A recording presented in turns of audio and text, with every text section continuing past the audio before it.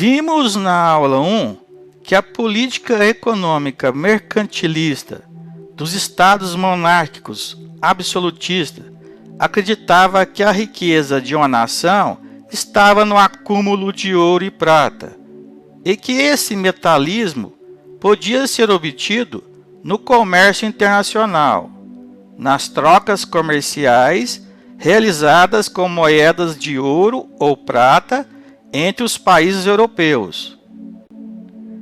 Vimos que esses estados europeus buscavam uma balança comercial favorável e que todos procuravam exportar muito mais suas mercadorias e dificultavam ao máximo as importações, as compras dos produtos vindos de fora.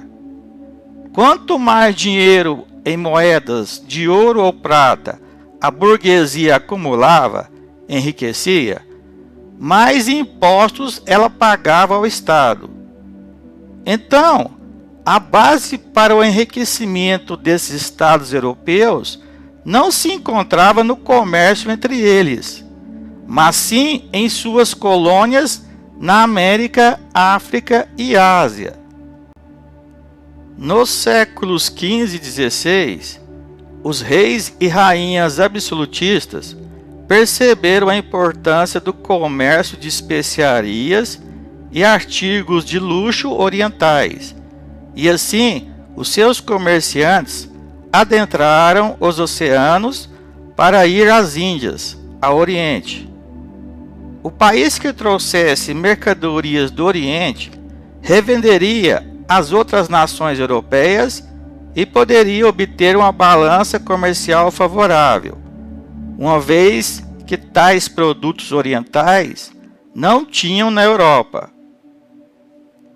Portugal, por exemplo, trouxe muitas especiarias das Índias através da viagem de Vasco da Gama em 1498 e comercializou com outros países europeus, obtendo o pagamento em moedas de ouro e prata. Com a invasão, colonização, dominação e exploração da América, os estados europeus puderam atingir os seus objetivos mercantilistas, ou seja, juntar metais preciosos e enriquecer a nação. A Espanha, por exemplo, explorou a prata nas regiões onde viviam os astecas e os incas, e obrigaram os índios a trabalharem como escravos nas minas de prata. Já no Brasil, Portugal ocupou as terras dos índios e implementou os engenhos de cana para fabricar o açúcar e vender nos mercados europeus com altos lucros, pois não era possível plantar cana na Europa devido ao clima frio.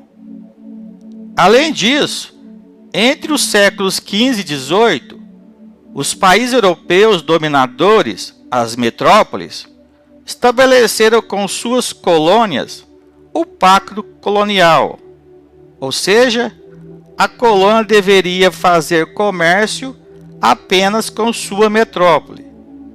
Por exemplo, o Brasil deveria fazer comércio apenas com Portugal. E era um comércio muito desvantajoso para a colônia, que enriquecia os países europeus. A pirataria era outra forma de obter ouro, prata e mercadorias valiosas. Os corsários eram contratados por reis ou rainhas absolutistas para atacar navios de outros países e roubá-los. Os lucros dos roubos eram divididos entre os piratas e os reis.